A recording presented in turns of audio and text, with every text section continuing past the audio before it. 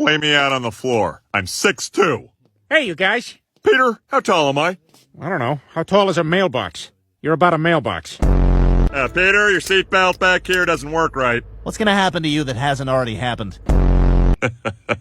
I'll take smelling good over walking good any day. You don't smell good, Joe.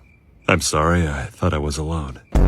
This is my wheelchair! There are many like it, but this one is mine! Without me, my wheelchair is useless! Without my wheelchair, I am useless! Shut up! Okay. God, I wish it was Joe in that box. I do too, bud. Oh, did I say that out loud? No, but at this point I know what you're thinking. It'll be soon, babe. You're saved, sir. We're gonna get you back to civilization. And how about we bring along your monkey pal? Okay. Yeah, we can teach him sign language, and he can tell us stories about what you two did on the island together. No. Let's not bring the monkey.